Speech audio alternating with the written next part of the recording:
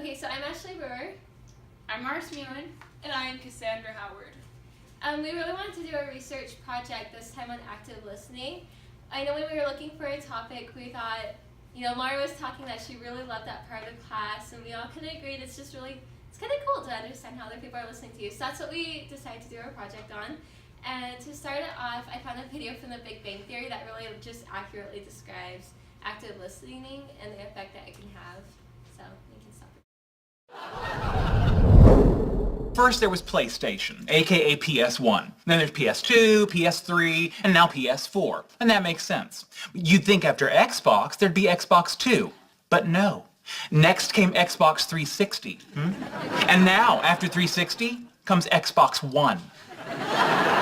Why one? Maybe that's how many seconds of thought they put into naming it.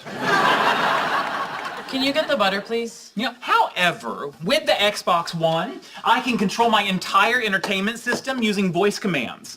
Up until now, I've had to use Leonard. Then get the other one. Pass the butter. Hang on. I don't feel like you're taking this dilemma seriously. Fine, Sheldon. You have my undivided attention. Okay, now, the PS4 is more angular and sleek looking. No way! It's true. But the larger size of the Xbox One may keep it from overheating. You wouldn't want your gaming system to overheat? No, you absolutely would not. And furthermore, the Xbox One now comes with a Kinect included. Included? Yes. Not sold separately. Although the PS4 uses cool new GDDR5 RAM, while the Xbox One is still using the conventional DDR3 memory. Why would they still be using DDR3? Are they nuts? See, that's what I thought. But then they go and throw in an ES RAM buffer. Whoa, wait a second. Who's they? The Xbox. You're kidding! No, I am not. And this ES RAM buffer should totally bridge the 100 gigabit per second bandwidth gap between the two RAM types. This is a nightmare. How will you ever make a decision? See, I don't know. What should I do? Please pass the butter!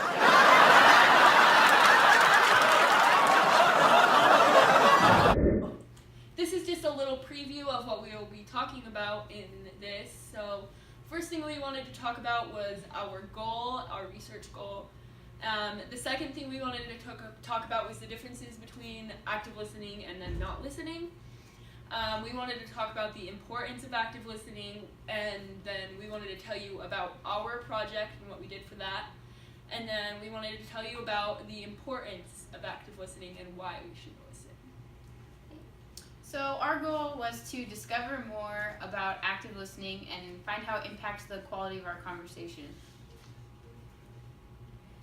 Okay, so what is active listening?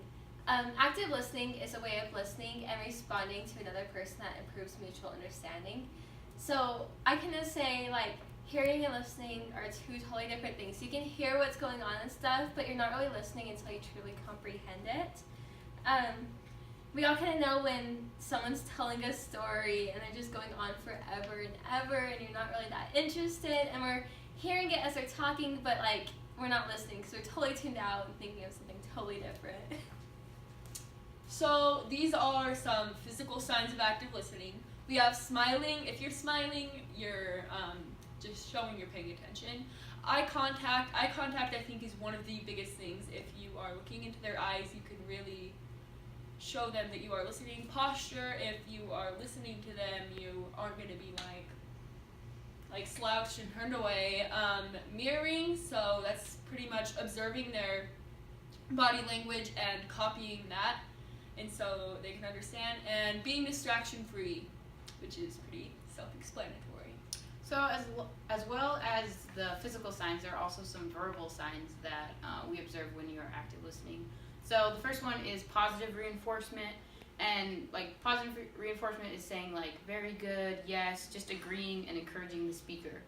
The second thing is remembering.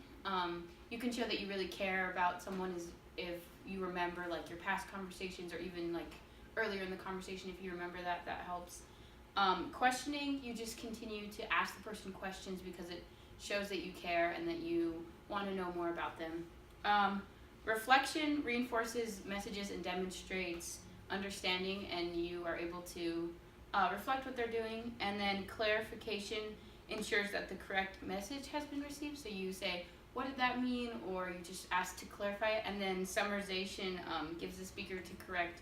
You just summarize, and it gives the speaker to correct like what you missed, or to correct certain things.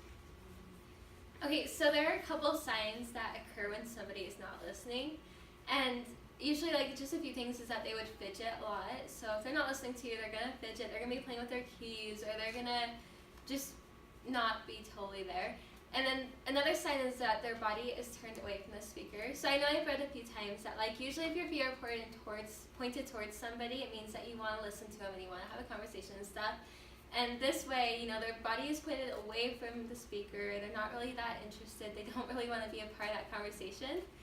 And another thing is that they don't mirror your body language. Usually when we're really interested in what someone's saying, or we're talking and having a good conversation, we'll kind of unconsciously mirror what they're doing. So we don't always notice, but we're kind of doing it.